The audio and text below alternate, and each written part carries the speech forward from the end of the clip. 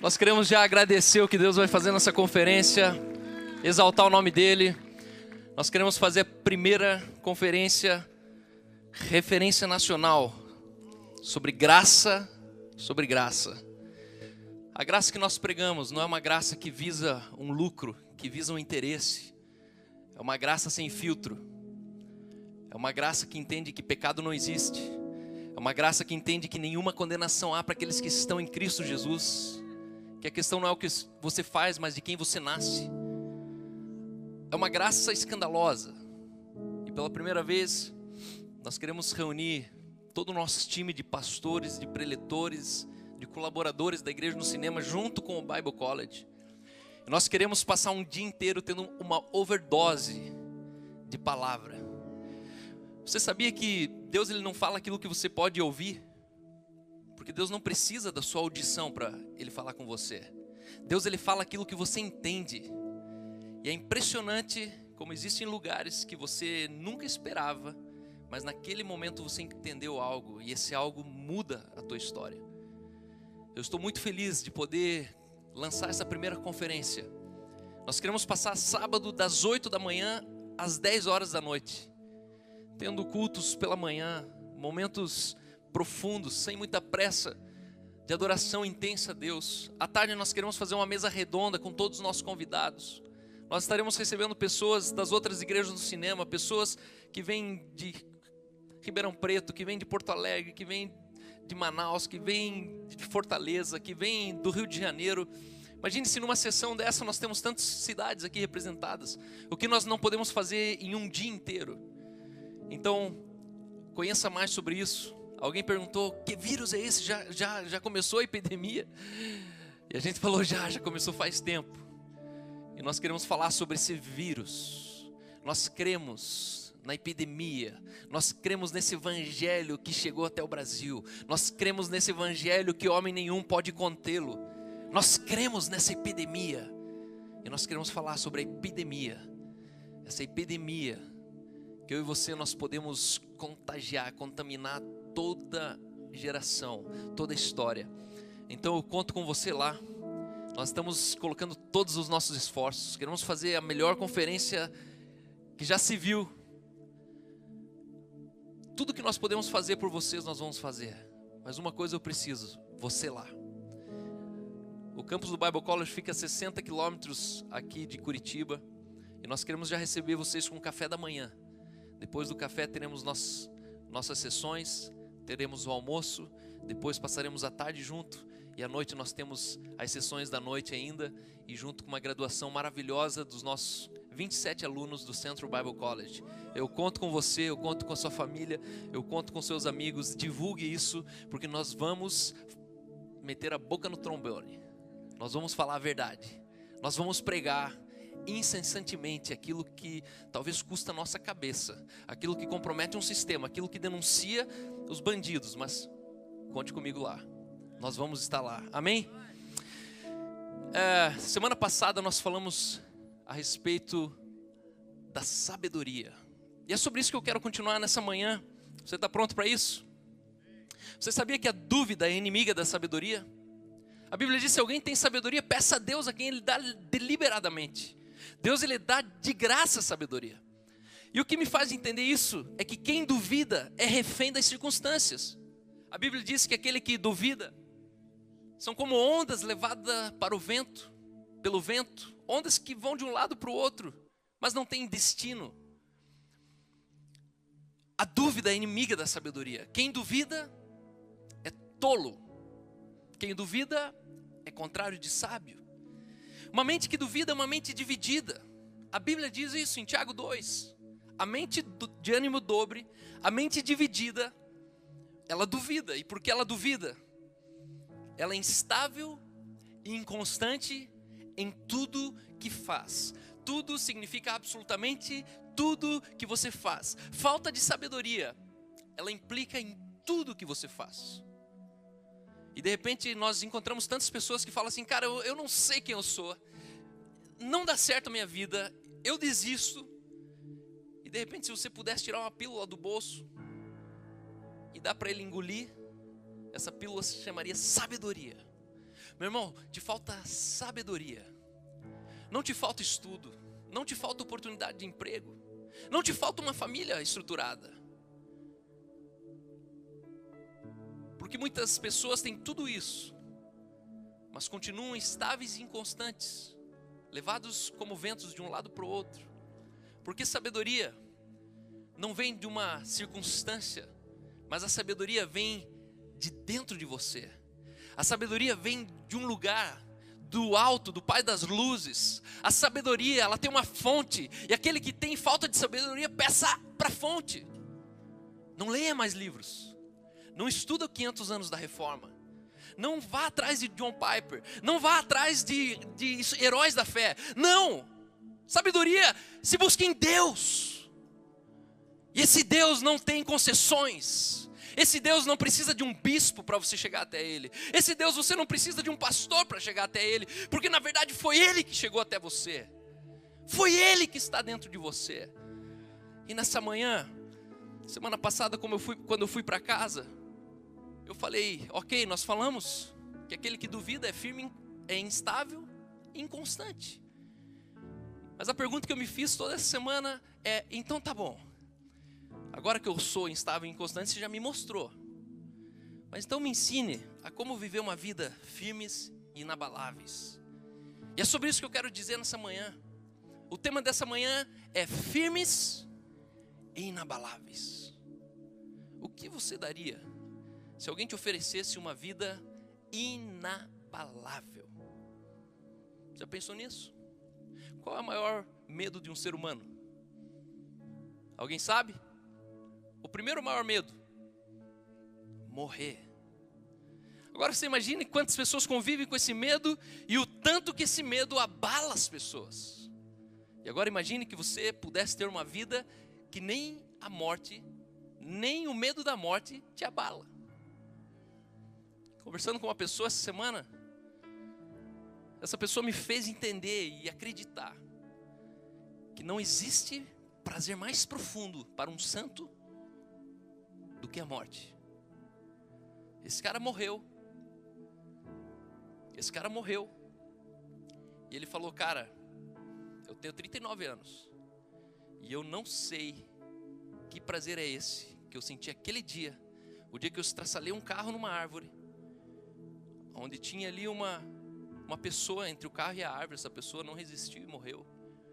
Mas aquele dia eu senti um prazer que não se pode imaginar. E ele falou, a morte é prazerosa. E cara, aquilo ali mexeu comigo, porque nunca ninguém tinha me contado isso. E é a coisa mais óbvia para um crente. Como que eu posso viver uma vida inteira baseado numa palavra de Deus, e a hora que eu vou morrer, eu desconfio dele? A hora que eu vou morrer, eu desconfio que ele é aquele triturador de papel sulfite que vai pro lixo, sabe? Tipo, agora você morreu, você vai passar aqui, ó, e você chega estraçalhado no céu. Mas não, porque crente não morre. Aquele que crê em mim passou da morte para, ainda que esteja morto, não morre. Por isso que é prazer profundo. Não existe medo para mim e para você. Morremos. Lembre isso do dia que vocês me sepultarem. Alguém grita, bata no caixão e fala, ó, não existe medo. Ele não tinha medo de estar deitado aqui. Eu ainda já falei, eu quero que pendure um banner assim, bem em cima da hora. Sabe quando alguém sai correndo e faz um banner? Vai estar bem escrito assim, ó, grandão do lado do meu caixão. Relaxa, tá tudo certo. Tem que escrever isso, porque tá tudo certo, meu irmão. Não existe absolutamente nada que o dia que eu morrer eu tenha deixado de ter feito. Pode ter certeza disso. Agora a pergunta é, como viver uma vida firme, constante e inabalável? 1 Coríntios 15, 58. Paulo recomenda, dizendo, portanto, meus amados irmãos, e nessa manhã Paulo está falando com você e comigo, sede firmes, inabaláveis, sempre abundantes na obra do Senhor, sabendo que no Senhor o vosso trabalho não será. Ontem eu fiz mais um casamento da igreja no cinema. Aí eu falei assim, a igreja do cinema tem uma graça, tem uma unção, porque é o ponto estratégico de encontro de... Aí o noivo pegou e falou assim, ó, olha lá, ó. Dá o glória aí, varão. E aí o noivo falou assim, tá rendendo mais que Tinder. E rende mesmo, porque termina casando, né? O Tinder você tem que jogar fora. Mas aqui tem homens e mulheres que estão entendendo algo. E eu estou feliz de casar uma geração inteira, estabelecendo pilares sociais. Agora, como isso se tornou possível? Quando Paulo ele fala, sede firmes e inabaláveis. É possível viver uma vida inabalável? Não, mas eu me abalei porque ela terminou comigo. Não, mas eu me abalei porque me perdi um filho. Mas eu me abalei porque isso. Mas eu me abalei. Ei, mas Paulo falou assim, você pode ser inabalável. E eu perguntei, mas como isso é possível? A nossa possibilidade em viver assim é fruto de uma oração que foi realizada mais de 3.000 anos atrás. E essa oração está escrita em Salmo 51:10, onde o salmista ele diz assim, cria em mim, ó Deus, um coração puro e renova dentro de mim um espírito inabalável. Esse cara não sabia o que ele estava falando, porque naquela época era impossível eu ter um espírito dentro de mim. Era possível ter um espírito sobre mim, mas era impossível ter um espírito dentro de mim, porque Jesus não havia nascido, Jesus não havia morrido, não havia sido derramado sobre toda a carne um espírito. E esse cara ele diz, cria em mim, ó Deus, um coração inabalável.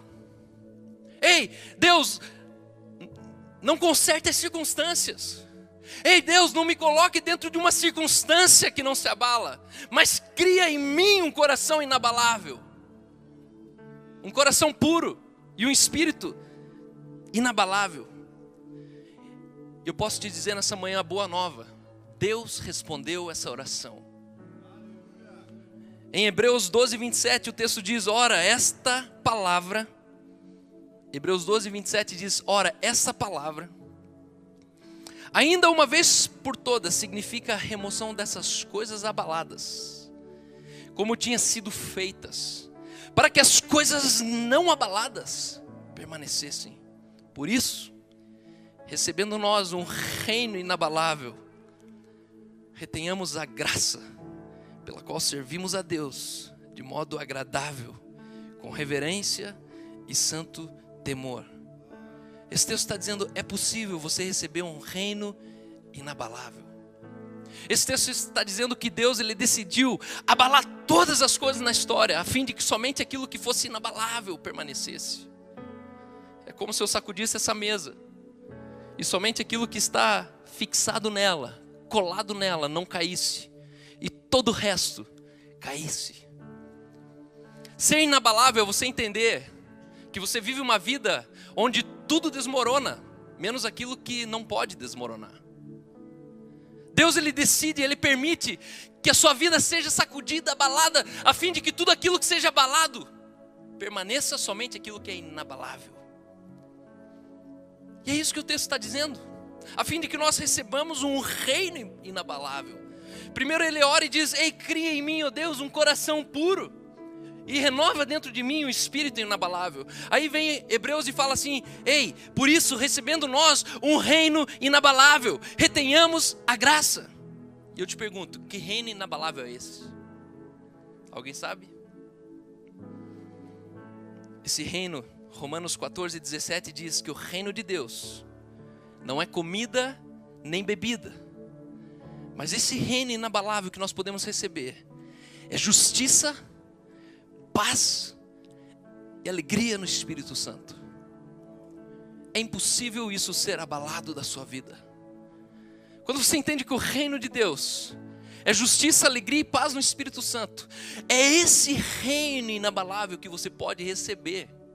E olha que criativo isso. E você se pergunta, mas onde está esse reino? Eu olho para cima, não vejo nada.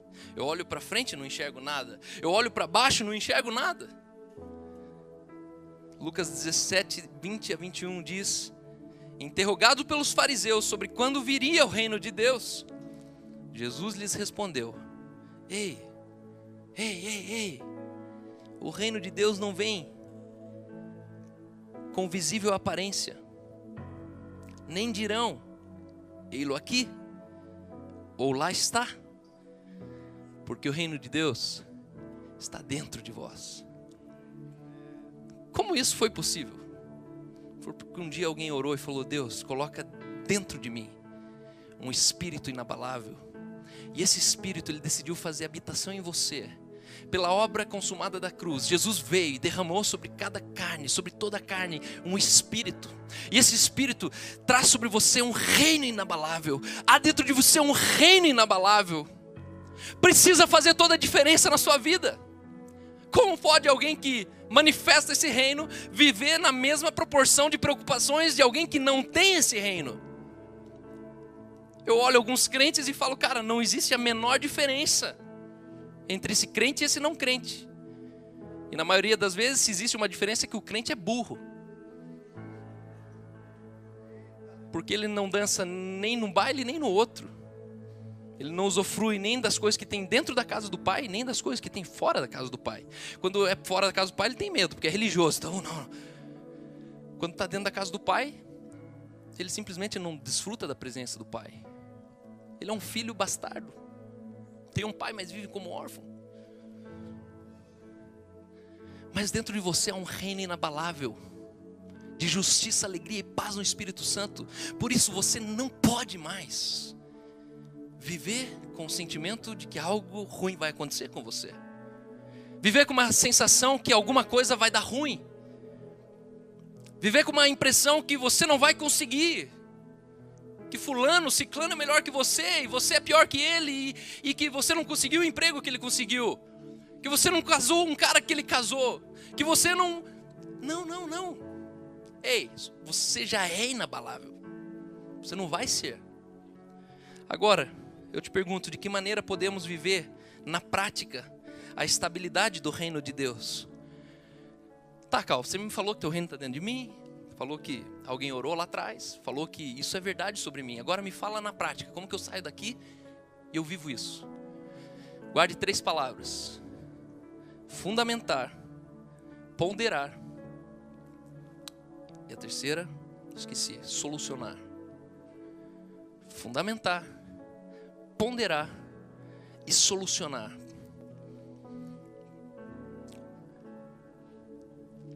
Fundamentar é a habilidade de você construir sua própria plataforma de vida. Eu cresci num lar extremamente instável, inconstante, mas sobretudo era um lar inabalável. Quando eu tinha 12 anos de idade, o meu sonho era ter uma família, porque eu não tinha essa família em casa.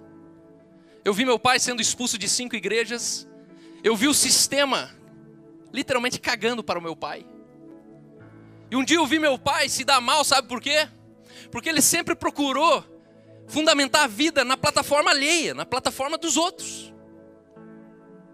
E com 12 anos eu falei: negativo. Se ser pastor é ser isso aí, viver numa casa nos fundos de uma igreja que não é tua, andar com um carro que a igreja emprestou para você que não é seu, colocar suas crianças na escola da igreja que não é a escola que você paga, tô fora. Porque eu via meu pai, ele se estabelecia, e a visão que Deus me deu lá com 12 anos de idade era que eu via um mar, como no Rio de Janeiro, e várias plataformas de petróleo. E cada plataforma de petróleo dessa era um sistema onde meu pai ele descia, onde ele se estabelecia como um funcionário da igreja, onde ele se estabelecia como um pastor missionário enviado. Só que de repente o dono daquela plataforma começava a falar para ele assim: não, vai mais pro lado. Aí ele ia pro lado. Não, aí um pouquinho mais pro lado. Aí ele ia mais pro cá. E sabe o que acontece quando você chega bem na beirada da plataforma? E lá estava eu e meus 7 irmãos, sendo coagido e empurrado para fora dessa plataforma. Meus 7 irmãos estudavam na mesma escola. Nós reprovamos de ano, porque meu pai foi expulso da igreja, da escola. Todos os meus irmãos perderam aquele ano. E de repente meu pai ia para outra igreja e que fazia a mesma coisa. E chegou um dia que eu falei: negativo. Minhas contas ninguém vai pagar. Quem vai pagar sou eu. Porque eu vou construir primeiro a minha plataforma. Nessa plataforma, onde eu que mando, eu vou edificar a minha esposa, eu vou edificar os meus filhos. E o dia que tudo estiver bem aqui em casa, eu vou usar dar um passinho na plataforma alheia e falar: "Ei, eu posso te ajudar". Só que quando alguém me empurrar dessa plataforma, sabe o que eu vou fazer? Eu só vou fazer aquilo que eu já sou. Eu volto para o lugar que eu estabeleci. Eu volto para um lugar de estabilidade, onde na verdade as minhas decisões me levaram até lá. Um dia minha irmã falou assim: "A vida que você leva, eu gostaria de ter férias na minha vida com a vida que você leva". Eu falei: "Sabe qual a diferença sua e a minha? Que a vida que eu levo, eu decidi viver ela. Eu decidi a vida que eu levo, e você vive uma vida que a circunstância te levou". É óbvio que ela não ficou feliz comigo. Só que eu não tenho obrigação de ficar aguentando asneira. É uma pequena diferença. Eu decidi viver o que eu vivo hoje. Ah, mas para você é fácil. Casou com a Aline. Então, se era tão fácil, por que você não casou com a Aline? É a piadinha de sempre, mas funciona. Mas percebe que tudo é mais fácil para você. Não, não é mais fácil. Não edifique a sua vida em fundamento alheio. Não edifique a sua vida baseada na convicção de um pastor. Não edifique a sua vida baseada na certeza de um emprego. Não, não. Se eu perder o emprego hoje, minha vida está bem resolvida. Se eu sair dessa igreja hoje, minha vida está bem resolvida. Porque a igreja não sai, então fica tranquilo. Não tem como sair da igreja. Por isso você nunca entrou.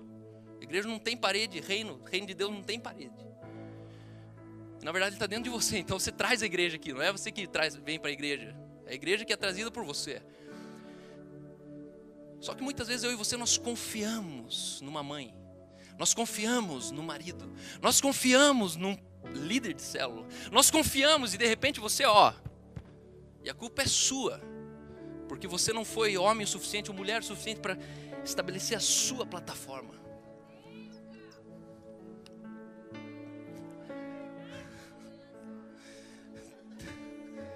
Segundo lugar, ponderar. Viver sabiamente e não arduamente. Você sabia que eu e você, nós precisamos da tecnologia alemã? Sabe qual que é a tecnologia alemã? É usar a cabeça. Tem lugares que eu chego e falo: "Cara, não é possível, você precisa de tecnologia alemã aqui, cara". Sério? Sério, usa a sua cabeça. Não é à toa que a Alemanha é berço da Porsche, da Mercedes, da BMW. Foi tudo um alemão que inventou. Por que será? Porque alemão não sai fazendo que nem um louco. Já é ruim de fazer o bicho fazer alguma coisa. Mas o que ele faz muito bem feito. Essa é a parte boa que eu admiro dos alemães. Amo os alemães. Mas cara, não sai fazendo sem pensar. Trabalhe mais com o cérebro e menos com os seus braços. Pondere. Sabedoria é você entender. Presta bem atenção nisso. Primeiramente, sabedoria não é saber o que fazer, mas fazer o que tem que ser feito.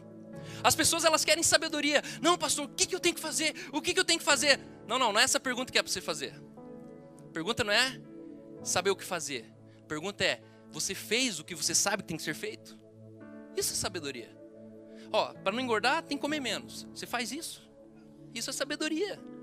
Sabedoria não é saber se o crossfit é melhor que musculação. Sabedoria é comer menos. E chega uma hora que você começa a perceber que aquilo que você tinha que ter feito, você não fez. Mas você está louco procurando o que fazer, pastor. O que eu faço?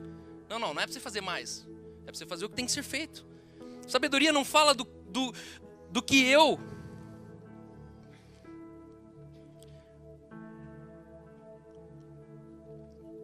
Olha que interessante. Sabedoria não fala do que eu sei. Mas sabedoria fala de como eu faço o que eu faço. Isso é sabedoria. Olha o texto que diz, Tiago 3:13. Quem entre vós é sábio e inteligente, que mostrem sabedoria e mansidão, mediante condigno proceder às suas boas obras. Sabedoria não fala do quantos livros você leu, nem da faculdade que você tem.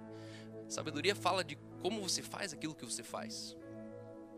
Isso é tão fantástico que os professores mais inteligentes da minha faculdade, eu achava eles uns burros. Porque eles eram capazes de ter um doutorado, mas não eram capazes de se manter casado com a mesma mulher. Porque o proceder dele não conta. É fácil você ler livro. É fácil você ter títulos, é fácil você ter posses, é fácil você vestir um terno bacana. Mas a questão é que eu e você, não é aquilo que nós sabemos que conta, é aquilo de que como nós fazemos o que nós fazemos. Como que eu namoro, como que eu noivo, como que eu caso, como que eu compro um carro, como que eu não compro um apartamento, como que eu vivo de uma renda, como que eu vivo de um aluguel, como?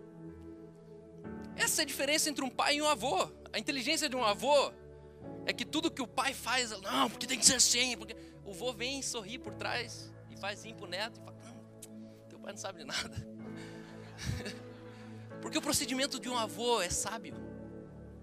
Para ele já interessa mais como proceder com o neto do que o que falar para o neto. Sabedoria não é, primeiramente, conhecer a verdade, ainda que isso a inclua, mas a sabedoria é a habilidade de vivê-la. Sabedoria não é, primeiramente, conhecer a verdade, ainda que a inclua, mas a habilidade de vivê-la. Pois que vantagem há na verdade, se não sabemos como vivê-la? Que vantagem há na verdade? Que vantagem há em você conhecer Jesus se você não sabe viver Ele? Por isso existe uma senha para você ser firmes e inabaláveis. Deus, Ele prometeu isso. Você não vai ser, você já é firme e inabalável. Você já é firme e inabalável. Há um reino dentro de você de justiça, alegria e paz no Espírito Santo. Por isso não existem circunstâncias, não existem finanças, não existem desempregos, não existem lutos que podem te abalar. Não. Em último lugar, solucionar. Entenda que você é um solucionador de problemas. Eu sempre costumo dizer que o Brasil, o problema do Brasil é o brasileiro. Esse país está o que está por causa de vocês e de mim. Só que o que me faz morar aqui ainda foi o dia que eu descobri que a solução para o Brasil é o brasileiro. Eu não vou desistir deles. E sabe, enquanto nós... Joinville, Londrina, Goiânia, Alemanha. Sabe o que isso me lembrou? Me lembrou de uma carta que Paulo enviou aos romanos. A igreja de Roma não existia igreja. Por isso que Paulo ele escreve Romanos. E Romanos é considerada a teologia clássica da vida cristã. Romanos. Todo crente que se converteu tem que ler Romanos. Esquece os evangelhos no começo. E vai ler Romanos. Só que sabe o que me faz ser curioso? Que Paulo, ele não corrigiu nenhuma igreja. Ele não falou de problemas na carta de Romanos. Sabe por quê? Porque não existia igreja lá. Não havia uma igreja para ele ficar recomendando alguns diagnósticos. E aí ali Paulo ele coloca, depois de 3 viagens, ele coloca tudo para fora. Falando assim, cara, o que de melhor eu posso falar para você? O que de melhor eu sei? O que de melhor resume tudo que eu vivi? É isso. E aí ele escreve Romanos. Agora eu te pergunto, sabe como que essa carta chegou em Roma? No Império Romano? Meia dúzia de crentes estavam presentes lá no dia de Pentecostes. E o dia que eles vivenciaram aquilo lá, meia dúzia de crentes mudaram a história de Roma. Ei, a igreja de Roma nunca foi estabelecida por Pedro, conforme diz a igreja católica. Nunca. Antes de Pedro já existiam crentes lá.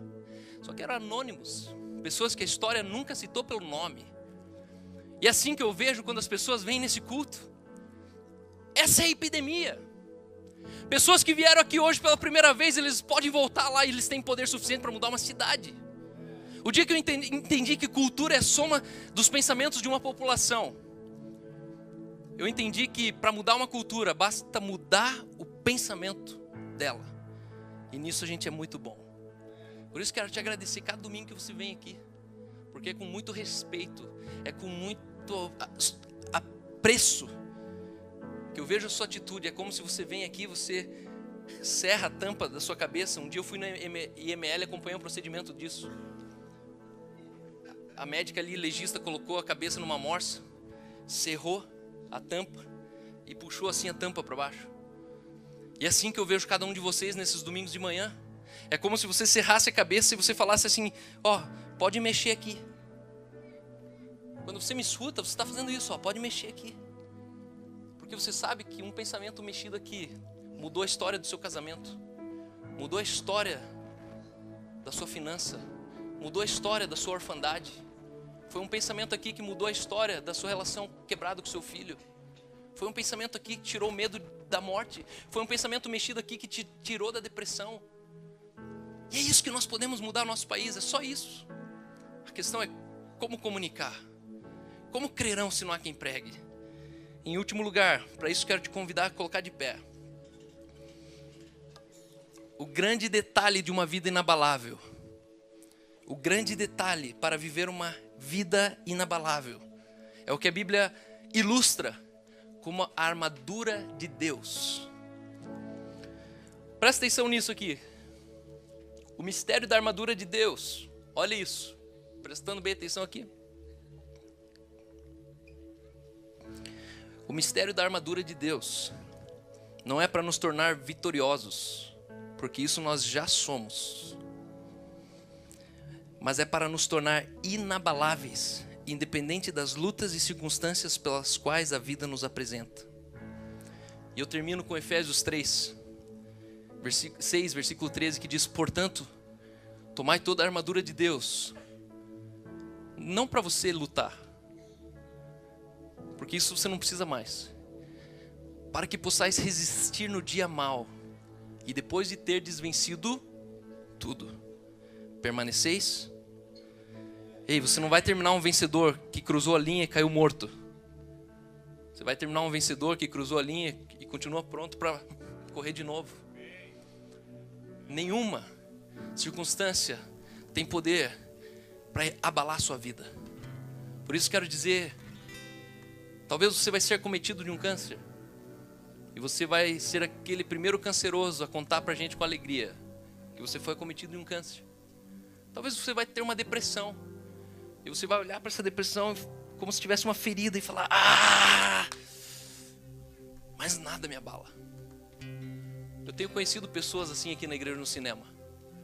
Eu tenho conhecido alguém que vem de cadeira de rodas aqui porque sofreu um acidente sendo um atleta de bicicleta. E quando o garfo da bicicleta dele caiu, ele bateu as costas num guarda-reio. E ali caído mesmo. Ele não sentiu mais do umbigo para baixo. E na eventualidade eu visitei ele e falei: cara, mas o que você sentiu, cara? Ele só fechou o olho e falou assim: na hora que eu não senti mais nada, eu fechei o olho e falei: ainda assim, Jesus é suficiente para minha vida. E ele vem todos os domingos aqui, ele sorri para mim. Ele escreve para mim. Sabe, são muitas as pessoas no nosso meio que as circunstâncias dizem: é um desgraçado, é um coitado. E eles vêm e sorriem, porque há um reino inabalável dentro deles. Hoje é o dia onde Deus ele quer te libertar das circunstâncias. Você nunca mais vai ser refém de uma circunstância. Nunca mais. Porque na verdade é a circunstância que vai encontrar a solução em você. Na verdade a circunstância que vai chegar e vai ouvir você e falar assim: ei, me ajuda. O câncer vai pedir ajuda para você. A depressão vai pedir ajuda para você. O divórcio vai pedir ajuda para você. Porque você é um solucionador de problemas. Pai, muito obrigado por essa manhã. Obrigado que nós podemos ter a promessa, Pai, de vivermos uma vida firmes e inabaláveis.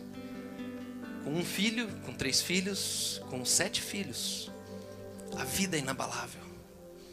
Com emprego ou desemprego, a vida é inabalável. Com a enfermidade ou sem enfermidade, a vida é inabalável. Com o luto ou sem o luto, a vida é inabalável. Com a crise financeira, com a conta estourada, a vida é inabalável, porque há um reino inabalável dentro de cada um de nós. E Pai, eu oro para que nessa manhã cada um saia daqui certos desse reino, Pai, de justiça, alegria e paz no Espírito Santo. Nessa manhã eu quero dizer para você que talvez nos visita pela primeira vez. Talvez você não tenha sentido esse reino dentro de você. Talvez você olha para dentro de si e fala: eu nunca vi esse reino dentro de mim. Eu quero te perguntar para você: existe alguém que gostaria de receber esse reino dentro de si nessa manhã? Eu gostaria que você fizesse um sinal com a sua mão. Eu gostaria de te conhecer. Eu vi sua mão, obrigado. Eu vi sua mão, obrigado. Quem mais? Eu vi sua mão, obrigado. Eu vi sua mão, obrigado. Essa é uma manhã especial, porque esse reino vai mudar a tua história. Porque mudou a minha história. Eu sei de onde eu saí. Eu sei quem eu era já naqueles tempos e quem eu sou hoje. A diferença foi que o mesmo reino daqueles dias é o mesmo reino que se manifesta nesses dias. Quem mais? Quem mais? Mais alguém? Talvez há um vazio dentro de você. Eu quero te dizer, esse reino preenche o vazio. Tudo aquilo que talvez você fala, eu sou insaciável, eu preciso de mais e mais, e isso está te levando para o ralo. Eu quero te dizer, existe um reino que ele não tem mais, ele é pleno. Ele traz plenitude na sua vida. Mais alguém? Então eu gostaria de convidar todos a fechar os seus olhos. E juntamente comigo, orar com essas pessoas que ergueram sua mão. Abençoando eles. Testemunhando sobre a vida deles. Vamos orar juntos assim. Senhor Jesus, nesta manhã, nós abrimos o coração e recebemos esse reino de justiça, de alegria e de paz no Espírito Santo. Espírito Santo de Deus, habita na minha vida. Faz morada em mim nessa manhã. A partir de hoje, eu declaro que eu sou firme. Eu sou inabalável. Que nenhum vento contrário pode me destruir. Que nenhuma onda pode me abalar. Que nenhuma crise pode me abalar. Que nenhuma notícia pode me abalar. Espírito Santo, nós declaramos que somos firmes e inabaláveis. Em nome de Jesus. Amém. Amém. E amém. E amém. Amém.